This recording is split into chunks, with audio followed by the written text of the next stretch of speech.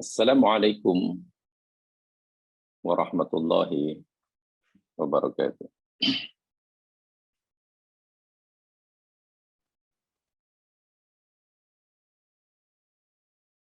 Alhamdulillahil awwalu qabla kulli syai'.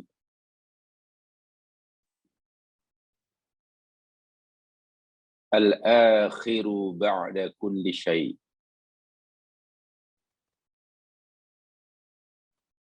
Az-zahiru fawqa kulli syai'.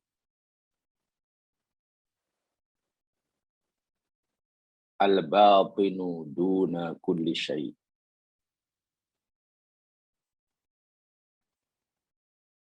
Nahmaduhu subhanahu wa ta'ala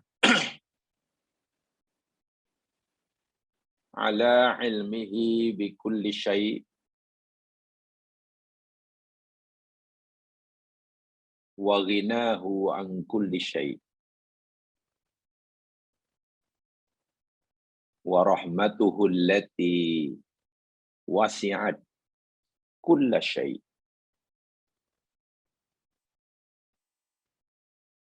Asyhadu an la ilaha illallah wahdah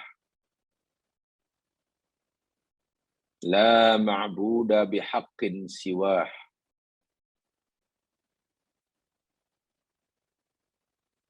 Wa qad amara alla na'buda illa iyyah.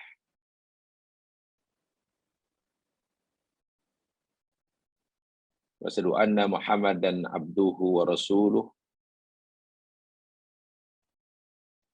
wa mustafahu ba'athahu bidinihi wa hudah ila kafatil jinni wal insi ila yaumil qiyamah.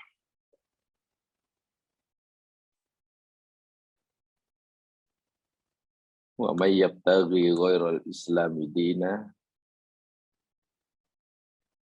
falan yuqbala min wa huwa fil akhirati minal khasirin. Salatan wa salaman daimain mutalazimain ala nabiyina rasulina Muhammad sallallahu alaihi wasallam al-mab'uts rahmatan lil alamin wa ala alihi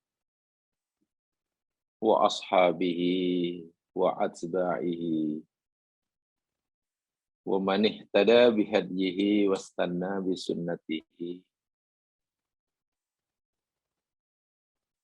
ila yaumiddin.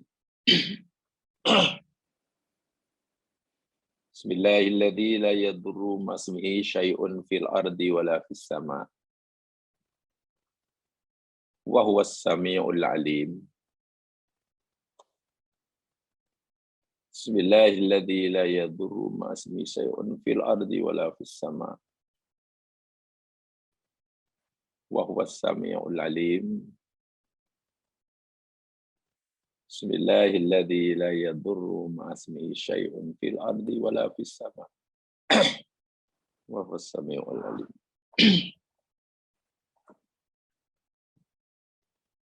Rabbi shrah li sadri wa yassir li amri wahlul 'uqdatam min lisani yafqahu qawli. Allahumma amin. Didoakan semoga semuanya dalam keadaan sihat walafiat.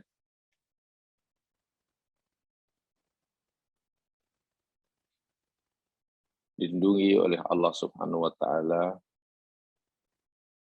daripada segala mara bahaya, sama ada musibah dunia, lebih-lebih lagi musibah agama. Amin. Jamaah rahimakumullah, hari ini insyaallah kita akan teruskan seri kajian kita berkaitan dengan arti kehidupan.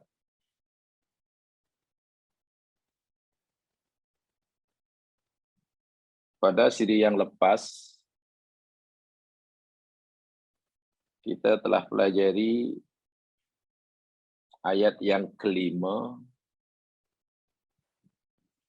daripada muka surat 27. Kalau tidak salah, coba lihat bukunya. Tolong kalau silap, betul kan? Betul ya? Ayat terakhir yang kita pelajari, ayat kelima, muka surat 27.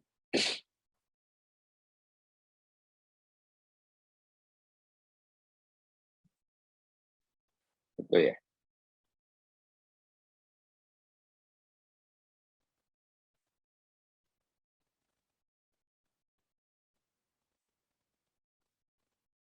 Betul ya? Ada yang ingat. Sebab saya tak pasti.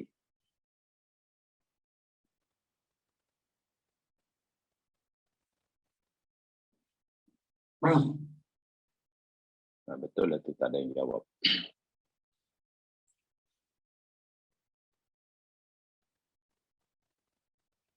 Jadi kita akan teruskan kajian kita. Ayat berikutnya, yakni ayat yang ke-7 dari muka surat 27. Tetapi ayat yang ke-7 muka surat 27 ini telah kita pelajari sama. Ya, dalam muka surat yang ke-26 sebelumnya, ayat yang ke-4. Sama. Ayat ke-4, ayat 20, muka surat 26, itu sama dengan ayat ke-7, muka surat 27. Jadi tak perlu diulangi. Tolong bagi tanda. Demikian juga, nanti ayat yang ke-9, muka surat 27, itu pun kita telah pelajari sama. Ayat yang sama dengan ayat yang ketiga, muka surat 26.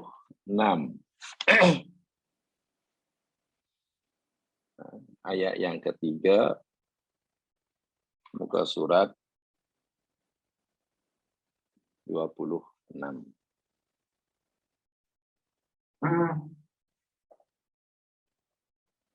Jadi ayat yang tercantum ada 1, 2, 3, 4, 5, muka surat 27 ini, 3 daripadanya telah kita pelajari pada muka surat 26 dan 25. Jadi tinggal 2 sahajalah belum dipelajari sebelumnya, yakni ayat ke-6 dan ayat yang ke-8. Ayat ke-6 yakni surah Ibrahim ayat yang ketiga,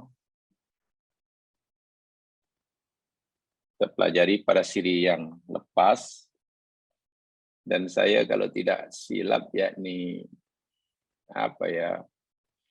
menyisakan sedikit penjelasan yang belum saya sampaikan, yang saya jadikan, ya saya baru ingat, yakni kalimah dolal. Kalimah dolal. Ulaika fi dolalim ba'id. Mereka itu, orang-orang itu berada di dalam kesesatan yang jauh, dolal. Betul Ustaz. Betul ya? Ya, tolong direspon.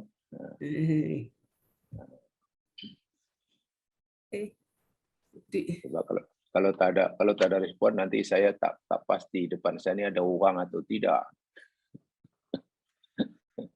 Jangan-jangan nanti saya cakap seorang-seorang.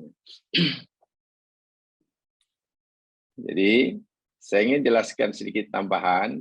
Di situ ada dolal dan ada dalam Quran ini ada masdar dolla ni. Dolla yadillu ni ada dua. Dolla mana sesat ya. Satu di antaranya. Dolla yadillu ada masdarnya dolalun, ada dolalatun. Ada tambah dengan tak. Ada dolalun, ada dolalatun. Nah, begitu. Apa bezanya dolalun dengan dolalatun? Tengok terjemahan sama saja. Baik, saya tunjukkan satu ayat saja. Mudah-mudahan dengan ayat ini dapat membantu kita memahami perbezaan kalimat ini. Coba Jamal lihat di dalam surah Al-A'raf. Di dalam surah Al-A'raf ayat 60 dan 61.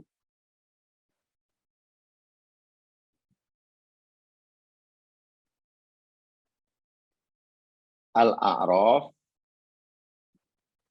60 dan 61.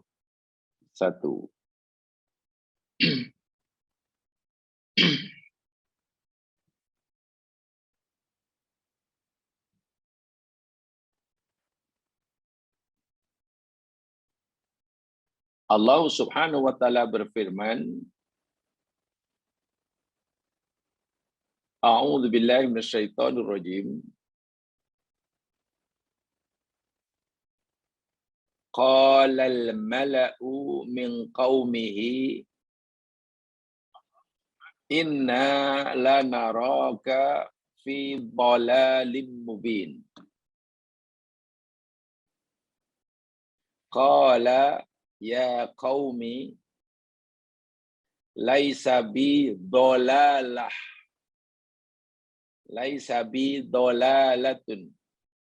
Walakinni rasulun mir rabbil alamin. Ya, perhatikan dalam surah Al-A'raf.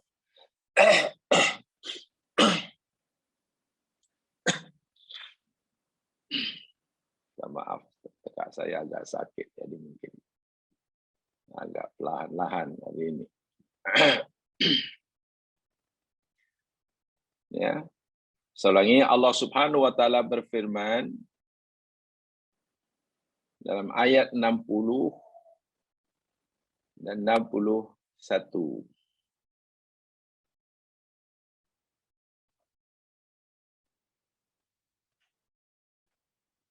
Qala al-mala'u min qaumihi, ini kisah Nabi Nuh ya. Ini kisah Nabi Nuh dan kaumnya. Qala berkata al-mala'u, pembesar-pembesar. Mala'un. Min qaumihi, daripada kaumnya, kaum Nabi Nuh. Mala'un itu besar-besar, orang yang punya pengaruh. Ya, golongan elit lah kalau dalam bahasa mudahnya. Sama ada elit kekuasaan, karena mereka yang punya kuasa saat itu, tak semua orang ada. Elit hartawan, karena mereka kaya raya, tidak seperti yang lain, kebanyakan yang miskin. Atau mungkin elit cendekiawan, karena mereka merasa pandai. Ini malaun. Yang biasanya pada zaman para nabi, barisan hadapan yang menentang kuat dakwah para nabi itu golongan-golongan ini lah. Golongan-golongan ini, orang yang punya kedudukan, orang punya jawatan, yang kaya, yang merasa pandai, itu kebanyakannya. Tengok aja lah yang menentang Nabi Musa, yang ada Nabi Harun, ada Nabi Suhaib, Nabi Muhammad SAW, tengok penentangnya, ketua-ketua Quraisy. Nah, itu dipanggil Malaun. Pembesar-pembesar kaum Nabi Nuh berkata, Inna, sesungguhnya kami, lanaraka, sungguh kami melihat engkau. Maksudnya yakin di sini. Kami melihat engkau, kami yakin engkau ini wahai Nuh fi dhalalin mubin. Di situ apa terjemahnya? Fi dhalal.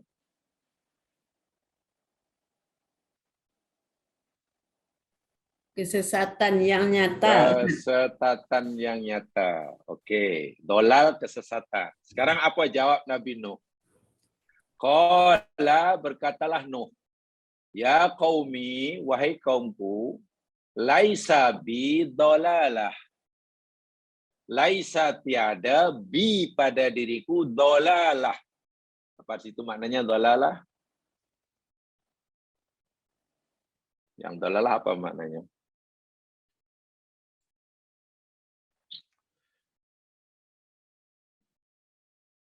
Kesesatan juga. Sama kan? Ya. Nah, Sebarang tengok tu. kesesatan. Kesesatan. Tiada padaku kesesatan. Walakinni, dan tetapi aku, kata Nuh, Rasulun, seorang utusan. Min Rabbil Alamin, dari Tuhan sekalian alam. Tengok. Kata Nabi Nuh, kaum Nabi Nuh tuduh Nabi Nuh ni dolal. Itulah kesesatan. Nabi Nuh kata tak, tidak ada dolalah dalam diriku. Yang maknanya pun kesesatan. Tengok kenapa kalimatnya berbeza. Satu dolal, satu dolalah. Jika maknanya sama, kenapa Ini kat saya, aku tidak sesat, Ustaz. yalah, itu terjemahan bebas lah. Hmm. Dolalahnya, coba kacir dolalah saja apa. Bukan aku tidak senyap. Kalimat dolalah dengan dolal, apa Melayunya? Sama kan? Kesesatan. Dolal kesesatan, dolalah pun kesesatan dalam bahasa Melayunya. Tetapi penggunaan dalam bahasa Arab berbeza. Jamaah sekalian, kalimah dolal yang dituduhkan oleh kaum Nuh itu, yakni menunjukkan masdar yang diguna pakai. Istimaluhu wa istigdamuhu, penggunaannya dalam Quran untuk menaikkan kesesatan, sama ada kesesatan yang banyak maupun kesesatan yang sedikit. Orang yang sesat banyak pun gunakan dolal, yang sesat sedikit pun gunakan dolal. Tetapi kebanyakannya kalimah dolal dalam Quran itu untuk menunjukkan adanya kesesatan yang besar, kesesatan yang banyak, kesesatan yang dahsyat. Bukan sikit-sikit punya sesat lah. Bukan sisi-sisi punya sesat mah. Banyak sesat. Besar punya sesat. Itu dolal. Sementara dolalah ditambah dengan tak, dolalah. Ya, siapa yang belajar bahasa itu namanya masdar marrah. Menunjukkan sedikit. Jadi kalau dolalah itu menaikkan kesesatan yang sedikit. Bukan yang banyak. Kesesatan yang ringan. Bukan kesesatan yang berat. Jadi ketika kaum Nabi Nuh tuduh Nabi Nuh, Nuh, aku nampak engkau ni, aku yakin engkau ni betul-betul berada dalam kesesatan yang berat, yang besar, yang nyata lah. Dahsyat kesesatan yang kamu bawa. Itu tuduhan kaum Nabi Nuh. Apa jawab Nabi Nuh? Wahai kaumku, jangankan kesesatan yang berat, yang besar, yang banyak. Dalam diriku ini, kesesatan sikit pun tak ada. Jangankan banyak, sikit pun tak ada. Sebab itu digunakan dolalah. Kalau katalah jawapannya, umpamanya, qala ya qaumi laisa bidolal. Maknanya lain. Jadi seakan-akan, saya kata tadi, kaum Nabi Nuh tuduh Nabi Nuh ni sesat yang banyak, sesat yang nyata, sesat yang berat, sesat yang jauh, sesat yang dahsyat. Nabi Nuh menafikan, kaumku, jangankanlah aku ini dalam kesesatan yang banyak, yang berat, yang dahsyat. Kesalahan sikit pun tak ada. Bermakna 100% yang aku sampaikan pada kamu adalah benar adanya. Ucapanku 100% benar adanya. Petunjukku yang aku sampaikan padamu 100% benar adanya. Tidak ada bercampur dengan kesesatan walaupun sikit. Tengok bagaimana indahnya Al-Quran. Itu penggunaan dolal dan dolalah. Di dalam Al-Quran, penggunaan dolal itu untuk menunjukkan kesesatan yang banyak, yang jauh, yang dahsyat, yang bla bla bla bla. Sementara dolalah tunjukkan yang sedikit. Yang sedikit. Masya Allah. Sebab itulah Allah mengkeji, Allah mengutuk orang-orang munafik yang coba lihat dalam surah Al-Baqarah ayat 16. Ulaikal ladzina istarawud dolalah, bukan dolal, bil huda fama rabihat tijaratuhum fama kanu muhtadin. Orang-orang itu yakni orang-orang yang membeli, menukar beli kesesatan yang sedikit. Dia ingin mendapatkan kesesatan sedikit tapi dijual, dikorbankan petunjuk yang besar. Huda itu petunjuk. Dolalah itu kesalahan sedikit. Coba rugi tak rugi. Dikorbankan petunjuk yang benar untuk ditukar menjadi kesalahan sedikit. Bak kata orang, ia memancing. Umpannya mungkin ikan salmon umpamanya. Mahal itu. Sanggup umpan ke salmon yang mahal, akhirnya dapat apa? Ikan bilis seekor. Kan rugi itu namanya. Hidayah itu sangat mahal. Dibuangnya untuk mendapatkan kesesatan yang Masya Allah. Jadi bukan istarud dolal ya, tapi dolalah. Begitu seterusnya. Jadi lagi sekali di dalam ayat ini ya mas sekalian, yakni khasnya ayat yang ke-6 itu benar-benarlah. Saya ulangi, Allah mengutuk, mengkeji. Siapa mereka? Satu, orang yang menjadikan al-hayatu dunya sebagai objek cintanya satu-satunya. Di situ gunakan yastahibun, bukan yuhibun. Saya dah jelaskan pada sidang lepas. Kalau yuhibu itu suka. Suka itu. Tapi kalau yastahibun, menjadikan objek yang dicintai itu satu-satunya. Sehingga yang lain tak nampak. Subhanallah. Akhirat tak nampak. Yang nampak hanya dunia saja. Yastahibun. Yang kedua, dia menghalang dirinya daripada mengikuti jalan Allah. Menghalang orang lain dari mengikuti jalan Allah. Dah, kesesatan kedua. Ketiga, berusaha menjadikan jalan Allah yang lurus jadi bengkok. Patutlah orang seperti ini bukan hanya fi dolalah, tapi dolal yang mubin.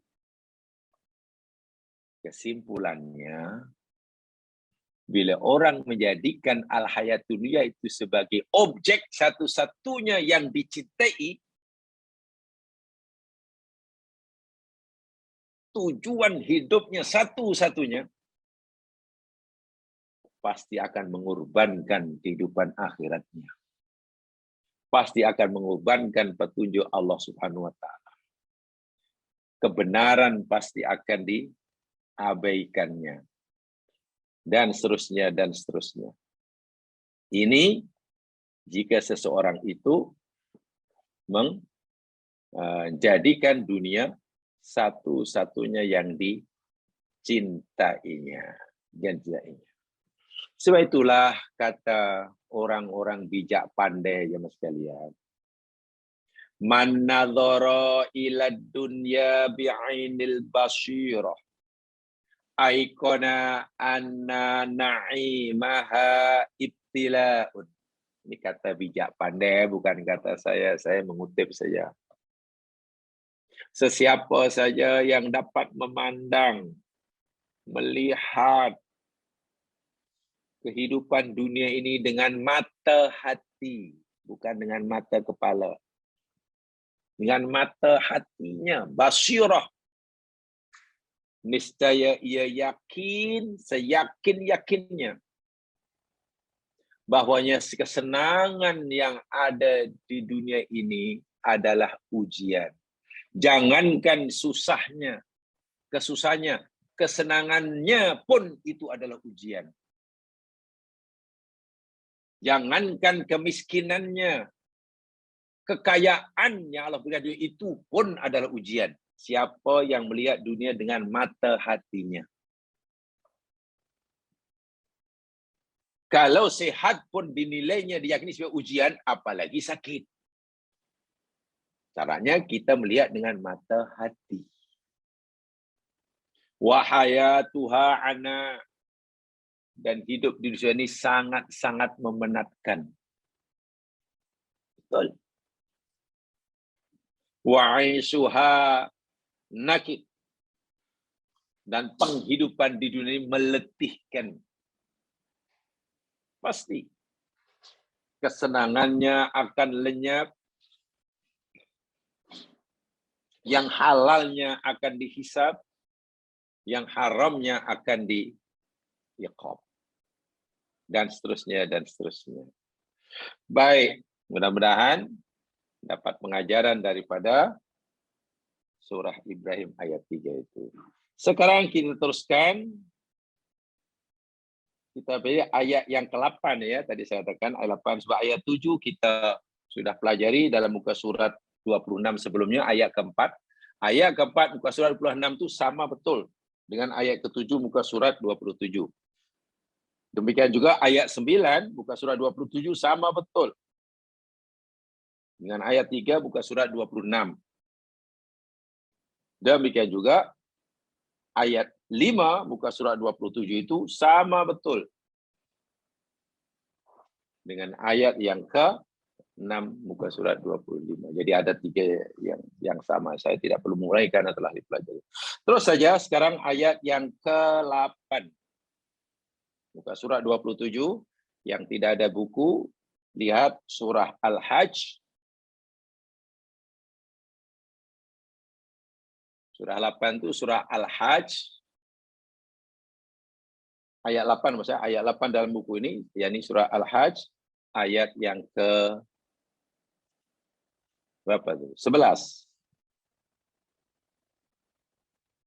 Surah Al-Hajj ayat 11. Di situ tidak ada ini, tolong lihat. Coba lihat. Surah Al-Hajj ayat 11.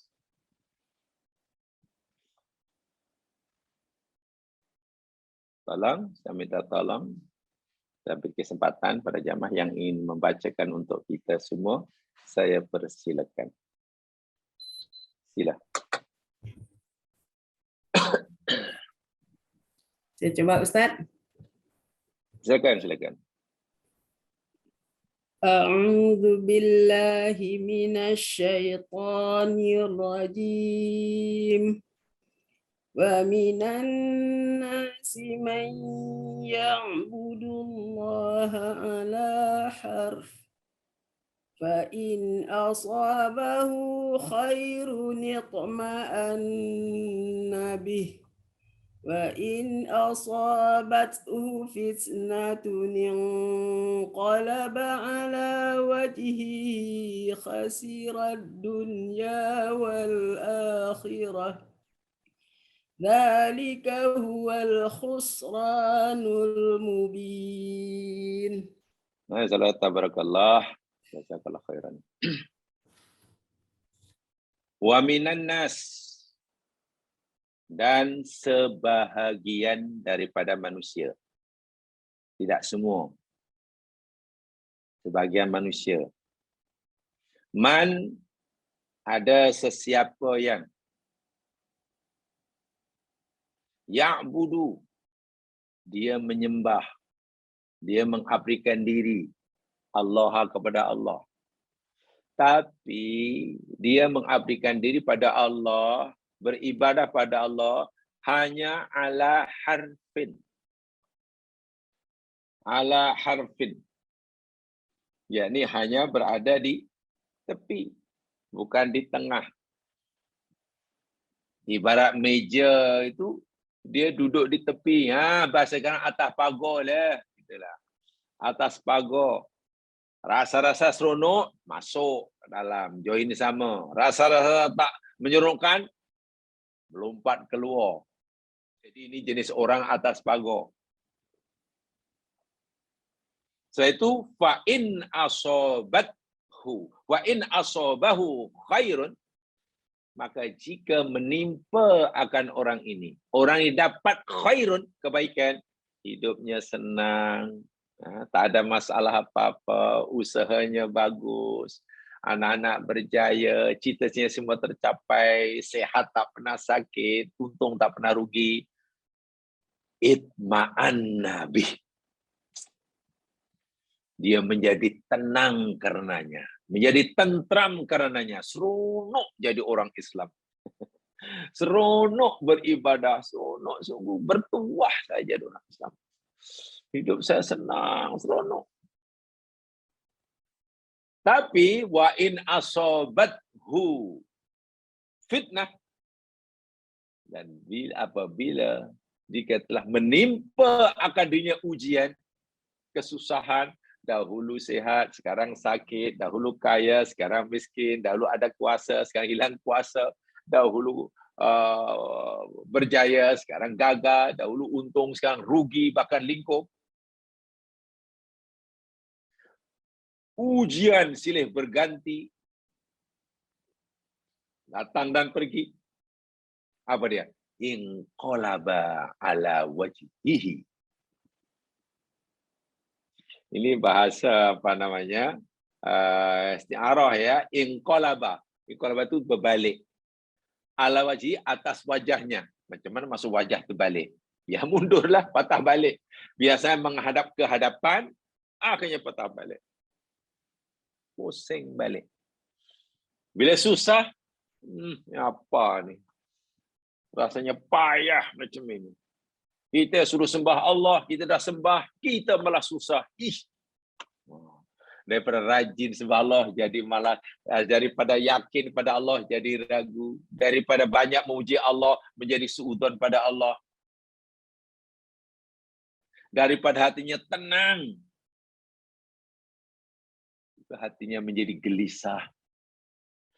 Kalau begitu orang seperti ini, ibadahnya betul-betul bukan kerana Allah, tapi kerana pemberiannya. Masya Allah.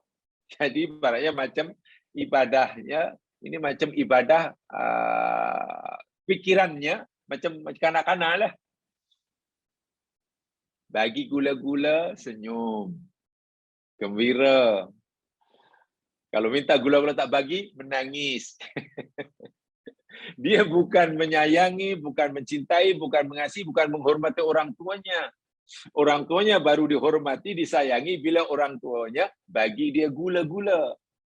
Bila dia minta gula-gula, tak dapat gula-gula, dimarahnya, menangisnya. Tidak lagi disukai ibu bapanya. Inilah ibadah berpikiran kanak-kanak. Allah bagi senang, wow, bukan main dipujinya Allah. Merasa bertuah memeluk agama Islam. Merasa seronok jadi orang mukmin. Bila timpa musibah saja, lari dia. Bukan makin dekat pada Allah, makin jauh. Kalau begitu, dia ibadahnya tidak ikhlas. Ibadahnya karena pemberiannya, bukan karena cinta kepada yang memberi. Wahai yang diberikan oleh Allah itu ima senang, ima susah, itulah namanya al-hayatud dunya. Jadi ibadahnya bukan betul-betul atas dasar cinta kepada yang memberinya dunia, memberikan kepadanya kehidupan dunia, tapi semata karena cintanya kepada al-hayatud dunya. Wa'iyadzubillah. Orang seperti ini Allah kata khosirud dunya wal akhirah. Dia telah merugi. Di dunia rugi, akhirat rugi. Dzalikal huwal khusranul mubin. Dan itulah kerugian yang nyata. Yang nyata. Baik, teman sekalian, saya ingin sampaikan lagi satu ayat yang walaupun bunyi ayatnya berbeza, tetapi ya tajuknya bicara tentang tajuk yang sama. Yakni ada dalam surah Al-Ankabut ayat 10. Coba lihat. Al-Ankabut ayat 10.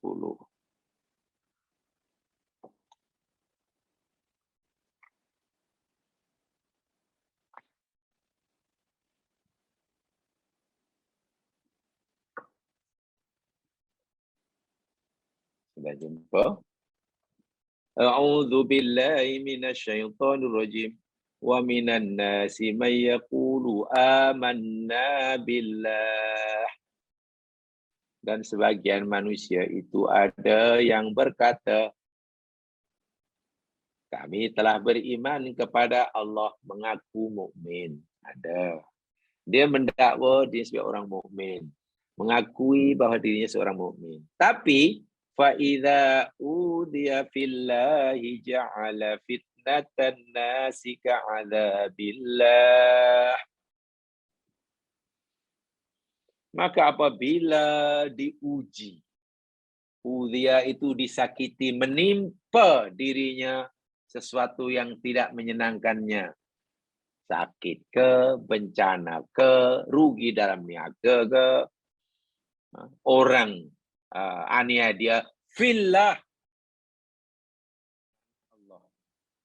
Dia berpegang dengan agama Allah, malah rugi pula berniaga.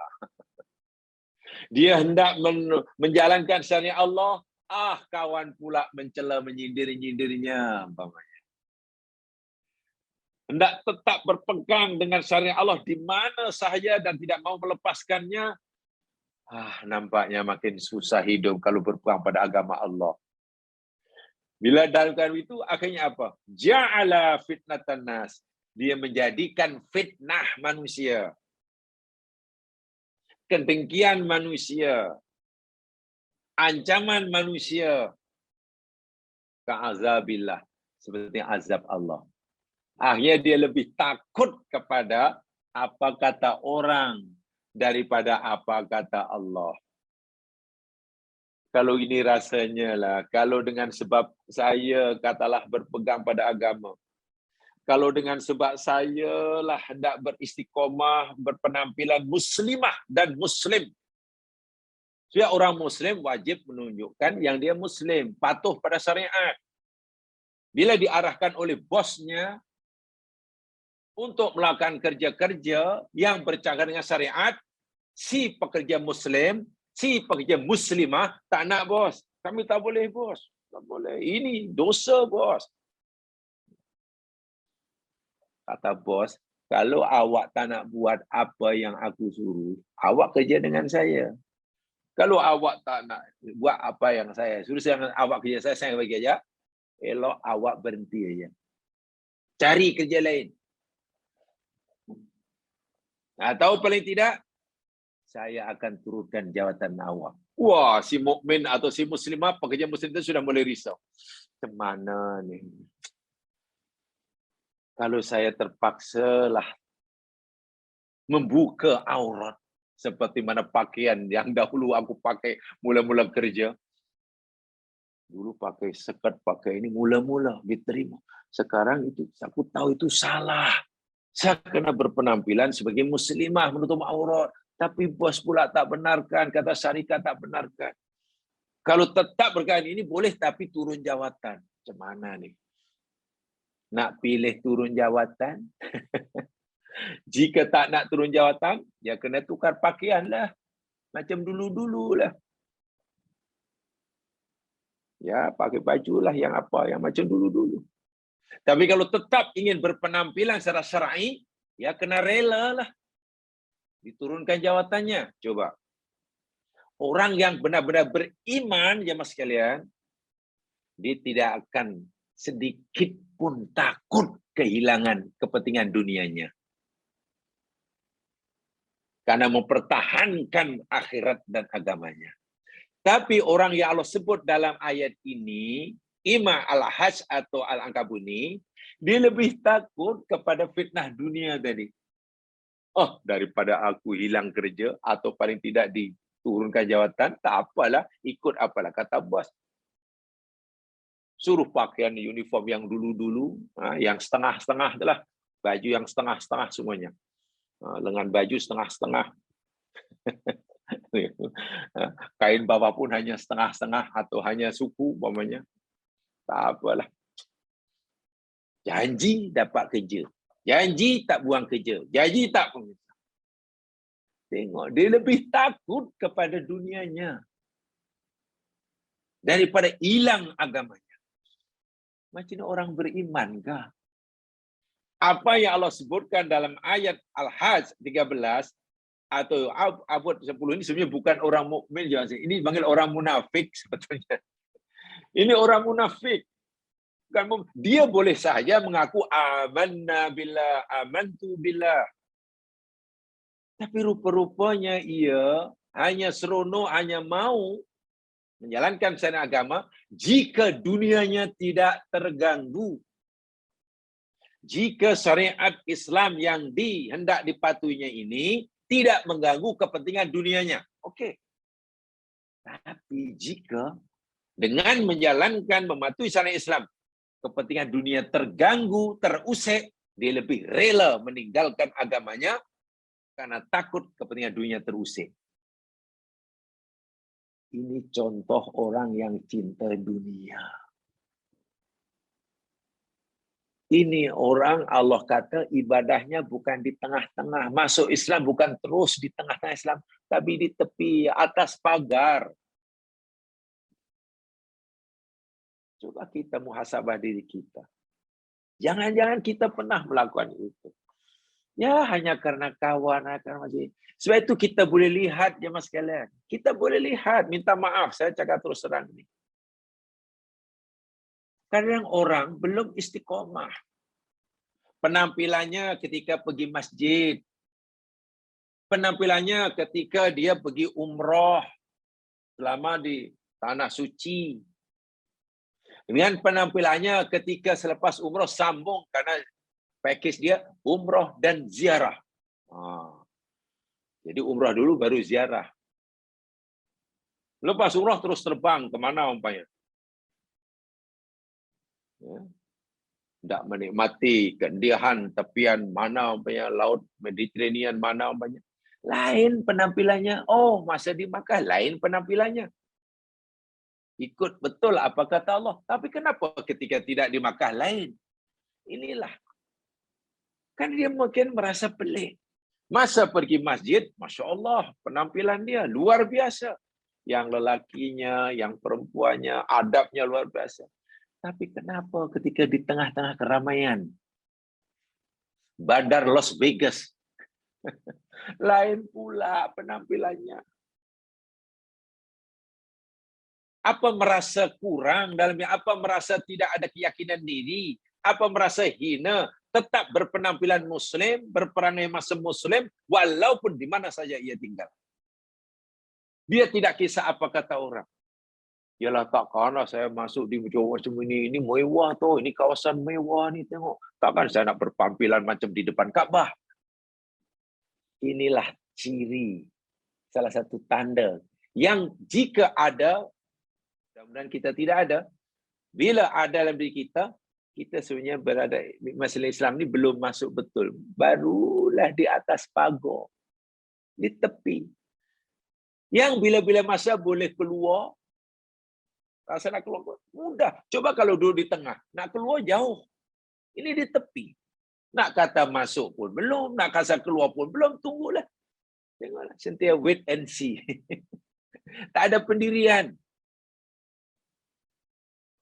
Sungguh, orang ini bahaya. Allah yang cerita. Ini bukan hadis Nabi ya, Mas. Ini Quran. Bila Quran maknanya, Masya Allah, qat'iyut thubut. Dari segi kesabitannya, dia valid kita valid, validlah Al-Quran. Qat'i. Qat'iyud dilalah. Jelas. Masya Allah. Baik. Saya ingin sampaikan ini sedikit latar belakang ayat ini. Walaupun ada beberapa riwayat lah. Ini ingat ya, ini bukan orang mukmin sejati. Ini orang munafik. Imannya bila-bila masa, orang-orang ini bila-bila masa rela dengan mudah mengorbankan imannya pada saat dia merasa kehidupan dunianya terancam.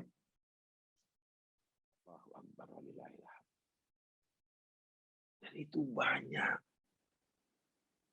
Sangat banyak. Hanya karena inginkan harta.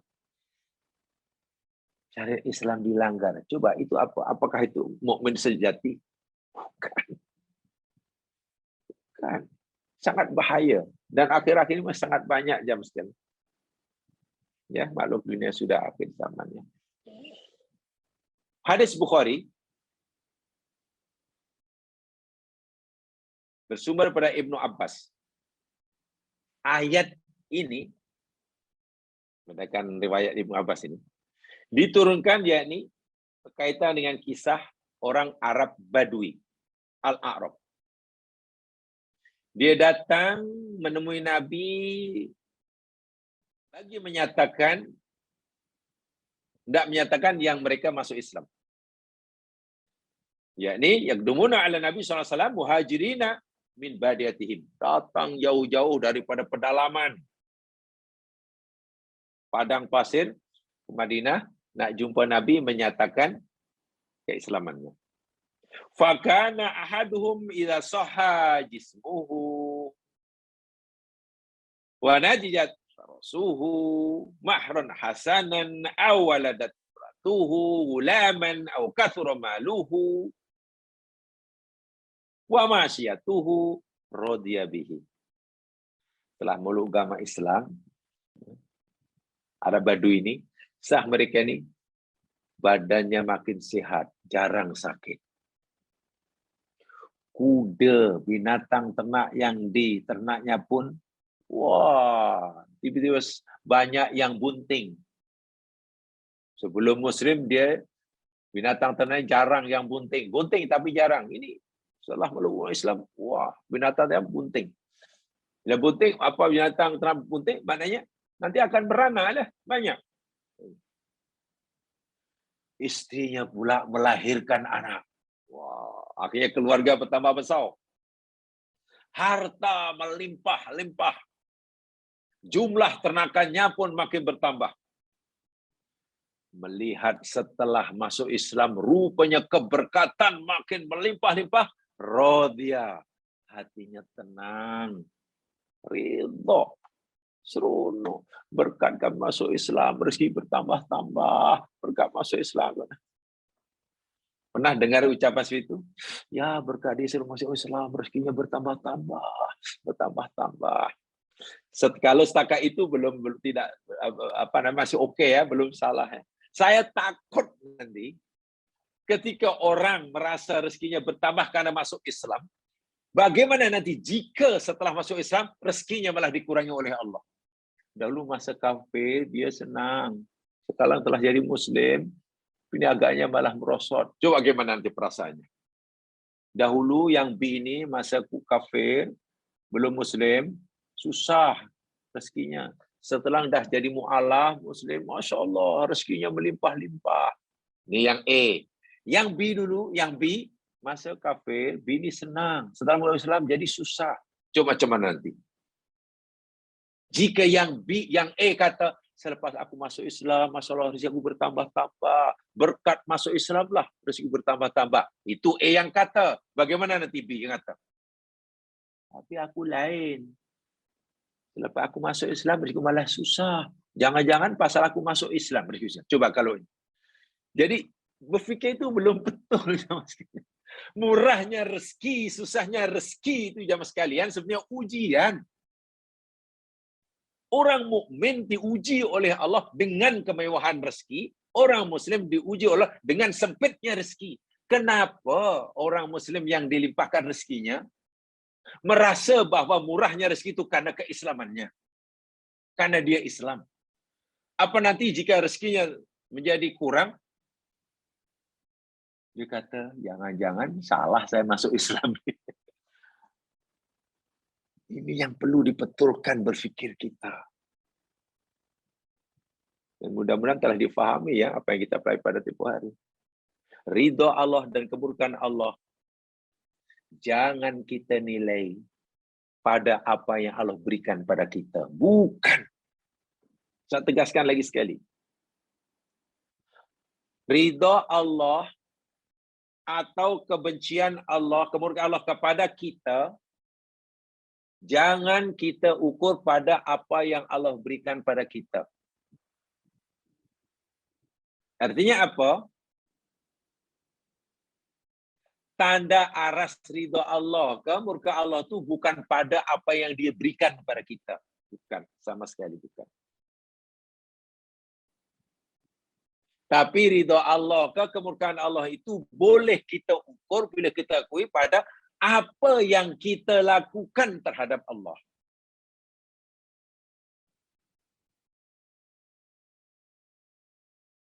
Faham ke jawab saya? Kalau belum faham, saya tunjukkan aja. Boleh sudah faham setakat itu? Saya ulangi. Apa yang Allah berikan pada kita, berupa kehidupan dunia ni lah, sehat ke, susah ke, senang ke, apa, kaya ke, miskin itu, bukan sebagai tanda aras untuk kita menilai Allah itu ridha kita atau Allah itu murka kita. Murka pada kita. Bukan. Tanda arasnya bukan pada itu. Tetapi, kalau kita nak tahu Allah ni ridha kepada kita ke, tak ridha ke, apa tanda arasnya? Tandanya yakni sikap kita kepada Allah. Ayat mudah begini. Jangan kita fikir bila Allah bagi macam-macam pada kita sesuai dengan kehendak kita, lalu kita fikir, ni Allah ridha ni. Alhamdulillah Allah suka saya. Buktinya Allah bagi macam-macam. Orang itu Allah bagi susah. Macam-macam ni kesusahan. Lalu kita, itu mana Allah murka lah tu. Buktinya tengok, hidupnya susah. Merempat dia. Itu bukti yang Allah tak suka dia. Kalau kamu nak tahu Allah suka siapa, ni tengok. Macam-macam Allah bagi. Itu salah besar. Itu salah besar. Ridha Allah bukan di situ letaknya. Ridha Allah bukan di situ letaknya. Tetapi, kita boleh lihat, saya ulangi sekali, walaupun dahulu telah kita pelajari sama, lihat surah Az-Zumar. Ini penting ya untuk menilai kehidupan ni. Jangan salah faham. Kita jangan salah persepsi tentang kerja Allah kepada kita di dunia ini. Jangan kita salah faham, salah memahami kehendak Allah pada kita. Mentang-mentang Allah bagi macam-macam kesan pada kita, lalu kita fikir Allah sayang kita.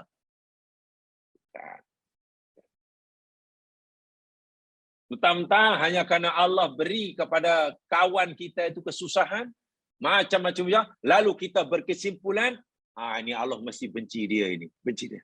Bukan. Bukan. Itu salah. Itu kita sudah salah. Kalau itu yang kita selama ini, kita sudah salah. Melakukan kesalahan sudah lama.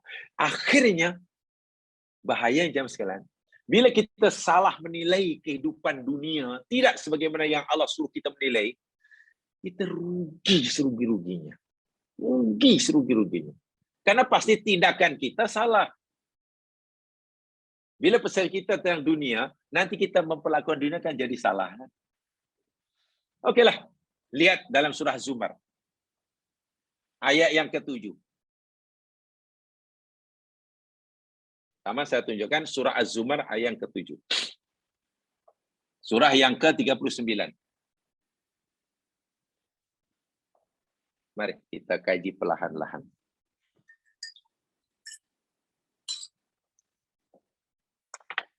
Bang jamaah sekalian yang ingin bacakan tolong.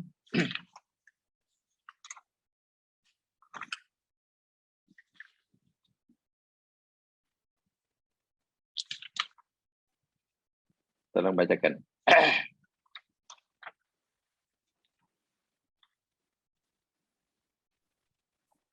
Az-Zumar ayat yang ke-7. Saya cuba ya Ustaz. Silakan. Siapa-siapa boleh. A'udzu billahi minasyaitonir rajim. In takfuru fa innallaha ghaniyyun ankum ولا يرضى لعباده الكفر وإن تشكروا يرضه لكم ولا تزر وازرة وزر أخرى ثم إلى ربكم مرجعكم فينبئكم بما كنتم تعملون إنه عليم بذات الصدور. Tabarakallah, masyaallah. Jazakallah khairan katsiran. Coba perhatikan betul-betul ayat. Kalau kita nak tahu Allah ni ridho kita ke, Allah ni tak ridho kita ke, murka ke, ini garis panduannya. Ingat surah Zumar ayat 7. Kalau ada orang tanya, macam mana ya kita nak tahu Allah suka kita ke, tak suka kita ke, ridho ke, murka? 397. Jawab itu saja. Panduannya. Apa dia? In takfuru, kata Allah, jika kamu, wahai manusia, kufur kepada aku. Kufur. Tak patuh perintahku kamu tinggalkan, laranganku kamu langgar. Ketahuilah, fa innallaha ghaniyun ankum. Sesungguhnya Allah ini maha kaya. Sesungguhnya Allah ini tidak berhajat kepada kamu. Apa maksudnya agaknya ini? Jika kamu kufur, Allah tidak berhajat kepada kamu. Maksudnya apa agaknya? Maksudnya jemaah, kekufuran kita, kekufuran manusia, sedikit pun tidak memberi kesan madarat apapun kepada Allah. Gitulah. Allah tetap mulia. Tidak terjejas sedikit pun kemuliaannya. Sungguh pun seluruh makhluknya degil kufur seperti mana degilnya iblis. Paham ya?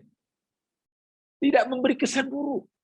Bukan makna kalau semua manusia kufur, jin kufur, kemudian Allah kurang kemuliaannya. Sama sekali tidak. Allah kata, aku ni ghaniyun, ghaniyun. Langsung tidak memberikan kesan sikit pun. Sungguh pun kekufuran manusia ini tidak memberi pengaruh sikit pun kepada Allah, tetapi wala yardha li ibadihil kufra. Dan dia Allah tidak ridha bagi hambanya melakukan kekufuran. Pahami betul-betul. Kekufuran hamba tidak menjejaskan, tidak memberi kesan buruk sikit pun bagi Allah. Sebab Allah ghani. Tetapi Allah tidak menyukai hambanya kufur. Apa maksudnya? Ini beza dengan kita. Jamaah sekalian, jika kita punya anak, dan anak kita degil, anak yang kita besarkan, yang kita lahirkan, yang kita degil seolah menyusahkan kita, agak-agak kita merasa rugi atau merasa bertuah. Pasti kita merasa rugi kan? Pasti kita merasa rugi. Iya, anak ini kenapa degil merasa rugi. Dan jika anak itu patuh dengan cakap, pasti kita merasa bertuah. Kenapa? Karena kita ada kepentingan. Degilnya anak, patuhnya anak ini memberi kesan kepada kita. Patuhnya tak ada anak, kita mendapat manfaat. Degilnya anak, kita merasa rugi. Karena kita tidak goni. Paham? Tidak goni. Kita dipengaruhi oleh sikap anak karena kita tidak gonion. Allah Subhanahu wa taala tidak begitu, dia gonion. Seluruh makhluknya degil, kemuliaan Allah tidak terjejas. Tetapi Allah tidak ridha jika hambanya itu kufur. Sebaliknya, wa in tashkuru yardahu lakum.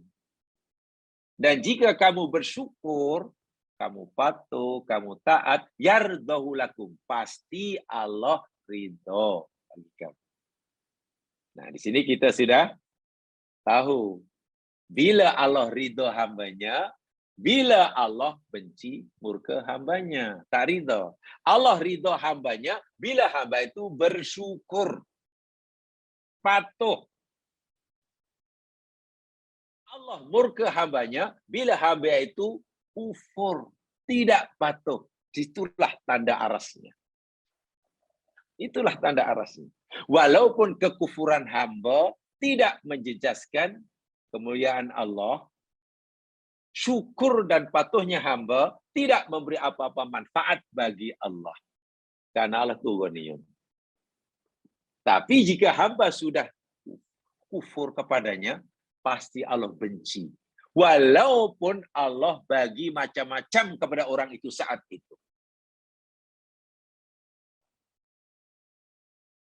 Orang yang syukur, patuh pada Allah, semua perintah dibuat, semua larangan ditinggalkan,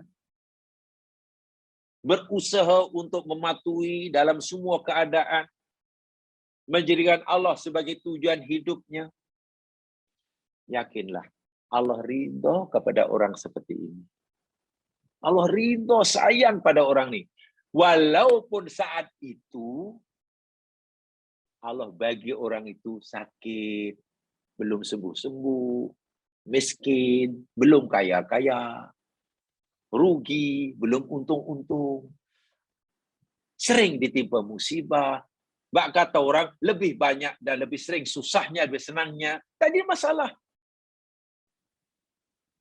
Sebab ridha dan tidaknya bukan terletak, bukan diukur dengan musibah yang Allah timpakan. Tapi sikap orang itu, kan orang itu sudah patuh pada Allah. Asal kita patuh, pasti Allah ridha. Apapun yang Allah berikan pada kita. Apapun keadaan kita. Sebaliknya jika kita kufur pada Allah, Allah benci kita. Sungguh pun saat itu Allah beri kita kekayaan yang banyak. Sebab itu kekayaan, kemiskinan, sehat, senang, itu bukan tanda aras untuk menilai Allah ridho atau tak ridho. Habis kemiskinan dan kesusahan, senang, susah, sakit, itu apa tuh? Ujian. Tadi di awal telah saya nyatakan. Orang yang boleh melihat kehidupan dunia dan isinya dengan basirah. Bi'ainil basirah. Dengan mata hati, bukan dengan mata kepala. Mana dengan iman yang jernih lah. Pasti ia dapat meyakini bahwa kenikmatan dunia, kesehatan, dan selain itu adalah ujian. Ibtila. Kalau sehat pun diyakini sebagai ujian, apalagi sakit. Jika kekayaan yang melimpah-limpah itu pun dirasakan sebagai ujian Allah, dia sedang merasa diuji oleh Allah, apalagi jika Allah timpakan kemiskinan. Bila naik jawatan, itu pun dia merasa, ya Allah, ini ujianmu, ya Allah. Ini ujian, ya Allah. Apalagi ketika dibuang kerja. Jadi dia sama saya, orang yang seperti orang yang patuh pada Allah ini sama sekalian, yang syukur tadi, melihat senang atau susah itu sama saja baginya. Sama maksudnya sama-sama ujian. Dilihat sebagai ujian. Itu aja. Hanya tempoh hari Allah uji saya dengan senang. Saya mesti lulus. Sekarang pula Allah uji dengan susah. Saya pun mesti lulus. Inilah orang mukmin sebenar. Mukmin yang pura-pura atau munafik dalam bahasa agamanya, yang Allah cerminkan dalam ayat yang kita pelajari ini, dia tidak begitu. Sikapnya dalam kehidupan tidak melihat kehidupan tidak begitu. Bila hidupnya senang, seronok jadi hamba Allah, seronok menyembah Allah. Bahkan dia meyakini, ini Allah pasti ridha padaku. Sebab saya buat suruhannya lah Allah bagi macam-macam kepada aku. Coba jemaah, kalau kita pegangilah kaidah ini. Sebab saya buat apa yang Allah suruhlah. Sebab saya patuh pada Allah lah, Allah bagi macam-macam padaku. Katalah kalau statement ini betul, katalah. Kalaulah klausa ini betul. Macam mana orang kafir? Orang kafir bagi macam-macam, bahkan lebih banyak daripada kita. Walaupun dia degil. Nah, kalau itu pemberian Allah pada kita ini bukan pasal ketaatan atau kedegilan seorang hambanya. Ingat, pemberian dunia dan isinya pada hamba manusia ini bukan kerana ketaatan atau kedegilannya. Tapi kerana semuanya itu ujian. Orang yang taat pada Allah Subhanahu wa taala belum tentu apa yang diminta dikabulkan. Belum tentu. Orang yang patuh pada Allah belum tentu dilimpah ruahkan kekayaannya. Bahkan mungkin malah diberinya sakit yang lama tak sembuh. Tapi bagi orang yang yakin Allah itu Tuhan satunya, melihat dunia itu adalah ujian, baginya sama aja. Yang penting macam mana nak lulus. Sekarang saya diuji dengan sakit. Tempoh hari diuji dengan senang. Dan tidak melihat sakit atau susah atau sehat sebagai tanda, bukti, petunjuk Allah ridha atau Allah murka. Kan? Kalaulah kesenangan itu sebagai bukti Allah ridha, orang kafir kalau itu banyak yang diridhai oleh Allah. Kalau kemiskinan itu bukti bahwa Allah benci, kasihan orang mukmin yang patuh dibenci oleh Allah karena kemiskinannya. Ridho dan murka letaknya pada sikap kita. Bila kita syukur pada Allah, jadi orang mukmin baik, Allah ridho kita. Walaupun kita susah tak pernah senang, sakit belum juga sembuh, miskin tak pernah kaya. Sebenarnya bila kita kufur kepada Allah, yakinlah Allah benci kita. Walaupun kita sentiasa untung tak pernah rugi, sehat tak pernah sakit, senang tak pernah susah. Faham ya? Sudah boleh difahami?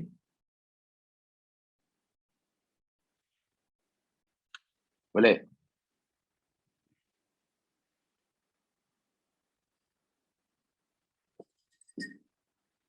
Apa yang kesimpulan yang saya sampaikan tadi jemaah sekalian? Tadi surah apa namanya? Zumar ya, ayat 7 ya. Sebetulnya telah kita pelajari dahulu, kalau jemaah masih ingat, muka surat 17 ayat yang ke-14. Tengok yang ada buku, lihat muka surat 17 ayat 14. Sama itu. Itu firman Allah juga. Di dalam muka surat 17 ayat 14, Allah berfirman, fa'ammal insanu idza mabtalahu rabbuhu fa'akramahu wa na'amahu fayaqulu rabbi akraman. Adapun manusia ini apabila Tuhannya mengujinya, Allah beri dia nikmat, Allah beri kemuliaan, Allah bagi macam-macam lah. Fayaqulu, manusia akan bilang, Rabbi akraman. Tuhanku telah memuliakan aku. Allah telah mengasihi aku. Allah ridha pada aku, buktinya macam-macam dia bagi. Tapi wa amma idza mabtalahu wa qadara alaihi rizqa fayaqulu rabbi ahan. Tapi bila Tuhannya mengujinya, disempitkan rezekinya, doanya tidak dikabulkan, usahanya Allah tak jayakan, cita-citanya Allah tak berikan, susah tak pernah senang, sakit tak pernah sembuh, dia kata, Rabbi ahanan, Tuhanku telah menghinakan aku. Ini maknanya Allah murka. Cara berfikir manusia seperti itu mungkin lumrah dilakukan oleh manusia. Tapi adakah karena ramai orang yang berfikir seperti itu, benda itu betul? Tidak. Allah nafikan dalam ayat berikutnya. Kalla, kalla, kalla. Allah saja menafikan. Tidak, tidak, tidak. Tidak seperti itu. Kamu jangan fikir aku suka kamu hanya karena semua permintaanmu aku berikan. Kamu jangan fikir aku benci dia hanya karena dia aku bagi dia susah. Kalla, kalla, kalla. La, la, la, la. Allah kata. Penting bagi saya untuk melihat kehidupan itu seperti itu. Sebab kalau kita salah memahami kerja Tuhan, ya Allah, ya jamaah sekalian, susah kita. Susah. Jadinya macam inilah itu penyakitnya. Rajin. Memuji Allah seronok. Ya, kenapa senang? Bila susah malah. Susah aja melawan Allah. Apa dia fikir bila susah kemudian dia tinggalkan Allah, nanti hidup jadi senang? Tidak juga. Cumalah macam ni. Orang munafik. Masuk Islam, rezekinya bertambah-tambah, wah dia suka. Bukan main dia suka, radhiya. Wa in asaba wajah. Tapi suatu hari, si Arab Badui tadi sakit. Demam panas. Kemudian, binatang ternak pun sudah tidak lagi bunting. Bahkan ada yang mati. Jumlah binatangnya makin kurang. Hartanya makin berkurang. Bila hartanya sudah makin kurang itu akhirnya apa? Akhirnya, ini pasar Islam lah. Nampaknya tak betul ini. Jangan-jangan ajar disampaikan oleh Rasulullah ini tak betul ini. Tuhan apanya tidak adil ini. Ini sudah mulai keluar. Sebab dia hanya berdiri di atas pagar. Quran kata, ibadahnya di tepi, atas pagar. Boleh masuk, sikit saja kalau masuk Islam pun. Tapi bila masih boleh keluar dengan senang hati. Dan yang menyebabkan perkara yang menjadikan dia rasa seronok, menjadi orang Muslim, patuh pada Allah, merasa dia tak seronok, lalu keluar, sangat remeh bin temeh. Apa dia? Al-hayatud dunya. Allahu Akbar. Bagaimanalah pemberian boleh menjadi asbab seutamanya untuk menjadi orang yang patuh atau menjadi orang kufur.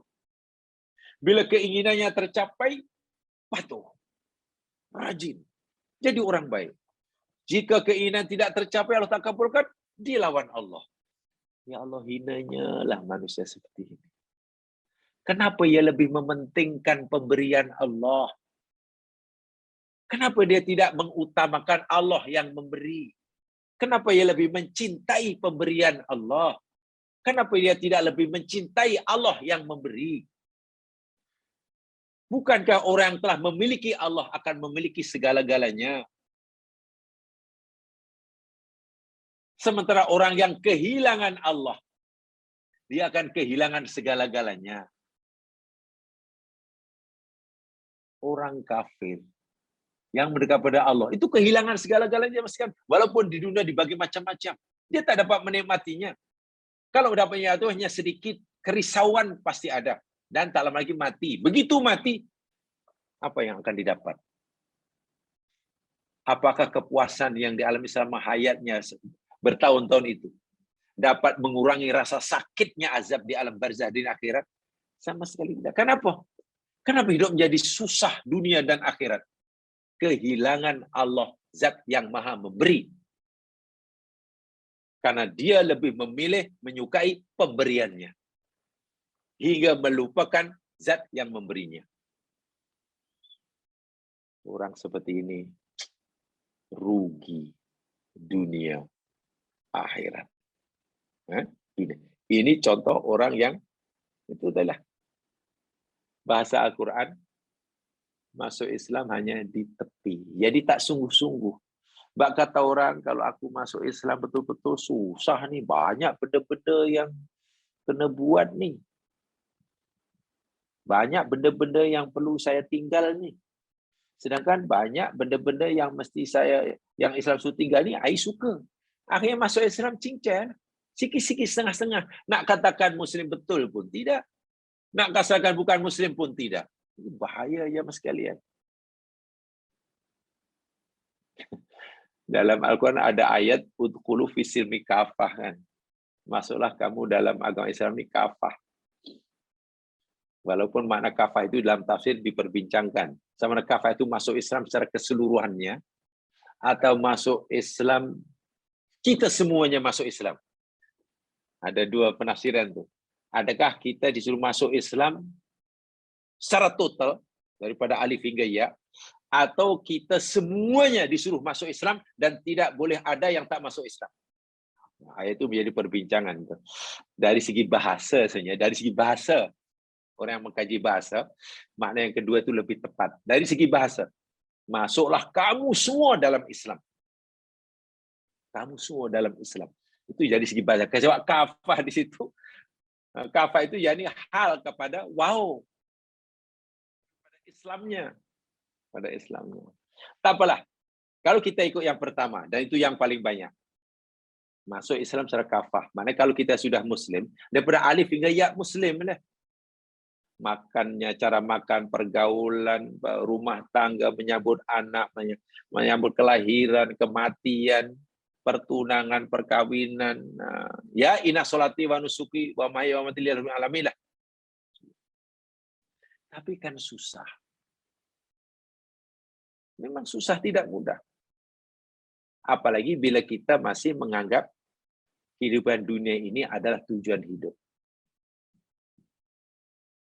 Dahulu ada seorang pensara menjelaskan ini buat contoh cukup mudah difahami. Ya sedikit agak ada lawak tapi mudah difahami. Dia kata, tuan-tuan, kalau tuan-tuan bawa kereta, drive kereta itu, tiba-tiba ada binatang melintas. Seekor kucing.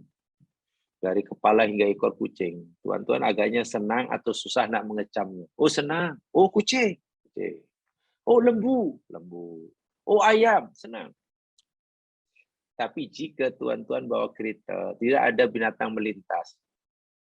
Kepala dia kucing. Badannya ayam. Badannya ayam. Ekornya gajah.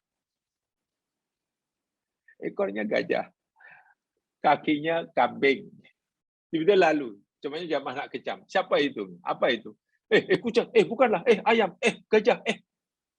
Kita sini pun susah nak bagi nak mendefinisikan ni apa ni? Binatang ni apa ni? Susah. Kata Musarah itu. Ini saya fikir itu hanya melawak lah. Tapi tepat penjelasannya. Begitu jugalah katanya kalau kita masuk Islam ni setengah-setengah. Islam namanya Islam. Ya. Solatnya Islam. Ya. Tapi cara perkawinannya, walaupun ada tu qadi, majlis perkawinannya bukan Islam. Masuk kelahiran, Masya Allah, sudah disambut dengan kelahirannya. Akikah, Alhamdulillah, sudah Islam. Tapi bila akikah campur dengan Hindunya, ada lagi. Masa puasa Ramadan, oh Islam. Tapi penampilannya, cara berpakaian, bukan Islam. Jadi kata, masalah itu. Ini nampaknya ni malaikat bingung ni nak kasih markah. Ini Muslim ke tidak? Nak catat sebagai Muslim ke tidak? Tengok yang ini Islam sekejap Muslim ke? Pagi Muslim, petang bukan. Di rumah Muslim, di masjid Muslim, tapi di pasar raya, macam bukan Islam. Di Makkah Muslim, masa melancong ke luar negeri, bukan Muslim. Cuma mana coba? Ramadan Muslim, masa niaga, lebih kurang sama. Jadi bingung. Ini belum sempurna Islamnya, belum sempurna Islamnya. Memang tidak mudah. Udkhulu fi silmi kafah itu seperti itu. Sebenarnya bila sudah muslim, ini orang muslim, tapi kenapa bila cakap macam bukan orang muslim? Suka mencarut, suka mengumpat, suka menghina orang. Merasa menang sendiri, betul sendiri. Ini bukan cara Islam. Dalam berpendapat, ya mas sekalian, dalam berpendapat, kita wajib memilih mencari yang benar. Itu kewajiban kita. Dalam beragama, berpendapat, carilah yang benar, pilih yang benar, dan bagi yang benar. Itu kewajiban kita. Oh, saya pilih ini, saya yakin ini benar. Boleh. Dan itu wajib. Yang mungkin kurang tepat itu, bila kita mengklaim bahawa diri kita saja yang benar. Itu yang betul. Pendapat kita yang benar, itu yang paling bahaya. Semua pendapat yang tak sama dengan pendapat kita, salah. Itu bahaya. Itu bahaya. Jadi susah nanti.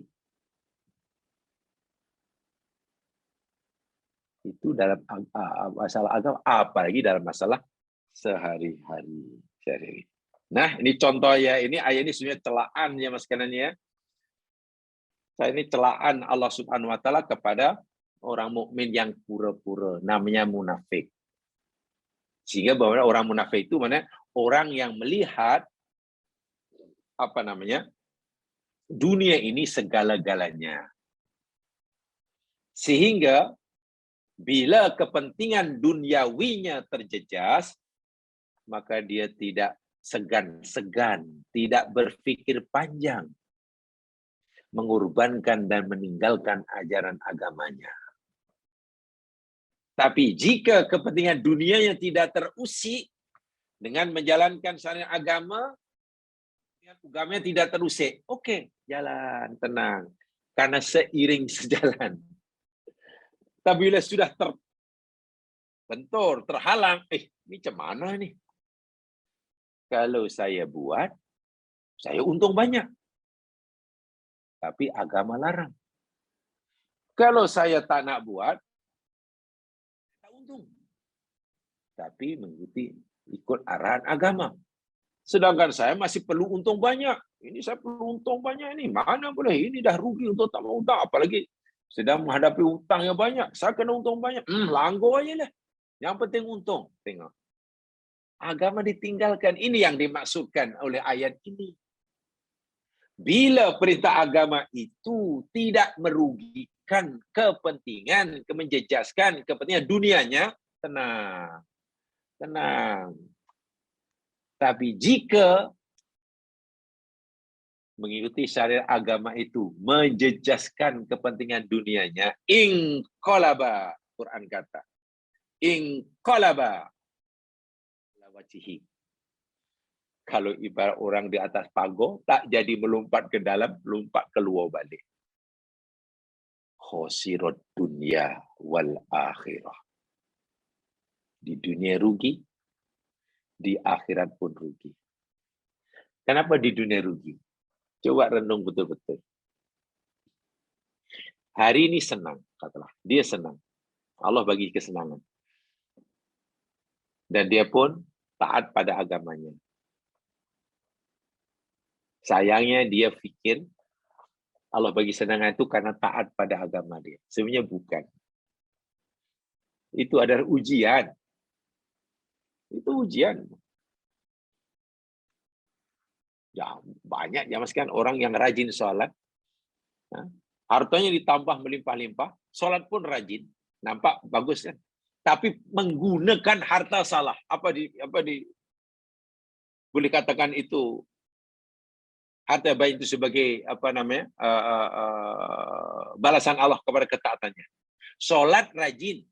Lalu Allah bagi harta melimpah-limpah. Sholat tak pernah tinggal, puasa tak tinggal. Tetapi menyalahgunakan hartanya. Belanja mubadir, katakanlah. Dia fikir yang penting sholat tak tinggal. Belanjakan harta mubadir pun tak kisah. Mana boleh. Apa hubungannya? Apa hubungannya? Kemudian sekarang jadi susah. Dari senang, tiba jadi susah. Masa senang dahulu, dia ibadah tenang. Sekarang susah, tiba-tiba tak jadi ibadah. Apa dia fikir? Dengan meninggalkan ibadah nanti hidupnya akan jadi senang? Apakah dia fikir dengan menderhakai Allah rezekinya akan bertambah? Sama sekali tidak. Allah sudah beritahu kita dalam Al-Quran yang sekalian. Setiap dalam hadis Nabi, dalam Quran disebutkan, dalam hadis uraiannya, ketika umur kita dalam kandungan ibu 3 kali 40 hari, kan begitu, bacalah dalam hadis 40 sudah ada, saya yakin semua sudah belajar itu. Umur kita dalam kandungan ibu kita 3 kali 40 hari. 3 kali 40 ya 120 hari lah. Kan Allah perintahkan malaikat untuk menulis, mencatat bahagia ke celaka ke umurnya, rezekinya. Maknanya Allah sudah tetapkan rezeki kita sejak zaman azali sebelum kita lahir. Tak akan tambah, tak akan kurang. Allah akan cukupkan ngam-ngam sesuai dengan ketetapannya. Bila kita dah mati, baru betul-betul cukup, tak lebih, tak kurang. Ini keyakinan kita kepada qada. Nah sekarang, jika orang senang hidupnya, karena dia fikir dia rajin beribadah, setelah hidupnya susah, kemudian malas beribadah, pertanyaannya, adakah dengan malas beribadah menjadi kufur balik, rezekinya akan bertambah? Ikut keyakinan kita sebagai orang Islam terhadap qada, rezeki tidak akan bertambah. Dia kufur ke, dia taat ke, rezeki telah ditetapkan. Macam itu jugalah nanti. Artinya dengan kekufurannya tidak akan menambahkan rezeki. Dia rugi dunianya. Dengan ketaatan tidak tambah rezeki. Habis itu Quran kata la in syakartum la azidanakum. Bila kamu bersyukur pasti kami akan menambahkan. Coba cari dalam ayat itu ada tak apa maf'ul bih. Allah hanya la azidanakum. Pasti kami akan tambahkan pada kamu. Yang ditambah Allah tak sebut. Hadful ma'mul yufidul umum. Dibuangnya maf'ul bih bermakna umum, tapi orang biasanya akan menerjemahkan, menambah terjemahnya. Jika kamu bersyukur ke atas nikmatku, pasti aku akan tambah nikmatku kepadamu. Itu terjemahan tambahan. Tidak salah, tetapi jangan dibatasi maknanya. Allah kata, jika kamu bersyukur pada aku. Lalu orang pahami syukur rezeki saja. Masya Allah tidak. Syukur maknanya lebih daripada mensyukuri harta benda. Lazidanakum, pasti kami akan tambah. Allah tak sebut apa yang ditambah. Boleh jadi kuantitinya, boleh jadi kualitinya, boleh jadi keberkatannya, boleh jadi ketenangannya. Mungkin jumlah material yang Allah berikan sama. Tetapi tingkat kebahagiaan dalam hatinya bertambah. Boleh jadi. Orang lain mungkin ditambah jumlah kebendaannya. Tapi tingkat kepuasan kebahagiaan dalam hatinya malah diurangi, semakin menderita. Boleh jadi. Jadi jangan kita hadkan, batasi maknanya pasti kami akan tambah rezekinya. Lalu jumlahnya, kuantitinya semakin menurun daripada 1 kilang, 2 kilang, dari 1.000 jadi 2.000. Bukan. Itu bagi saya menghadkan. Itu menyempitkan makna, bukan. Kenapa kami menyempitkan makna? Karena Allah sendiri tidak sebut apa yang akan ditambah. Allah hanya kata pasti aku akan tambah kamu. Allah kan tak beritahu apa yang ditambah. Dalam kaidah bahasa Arab, hadful ma'mul yufidul umum. Begitulah. Jadi orang kufur sekalipun tidak akan menambah rezekinya, kadang sama macam itu juga. Tetap menderita. Sebab itu dunia rugi, akhirat rugi. Allah sebut. Indah sekali.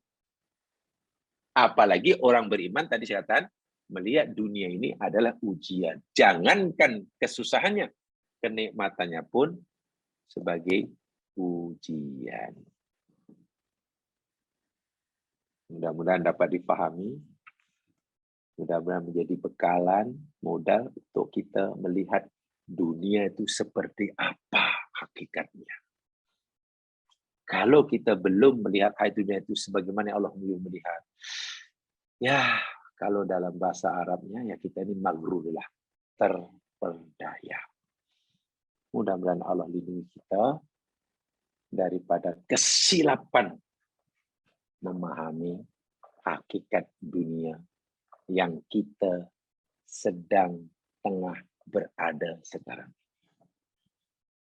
Yang benar pada Allah Subhanahu wa taala, yang silap kelemahan diri saya sendiri, mari tutup yang dua yang terfirah, kurang lebihnya mohon dimaafkan. Subhanakallahumma wa bihamdika asyhadu an la ilaha illa anta astaghfiruka wa atubu ilaik. A'udzu billahi innal insana fi khusr illa alladziina aamanu wa 'amilus shalihaat wa tawassaw bil haqq wa tawassaw bis sabr. Assalamualaikum warahmatullahi wabarakatuh.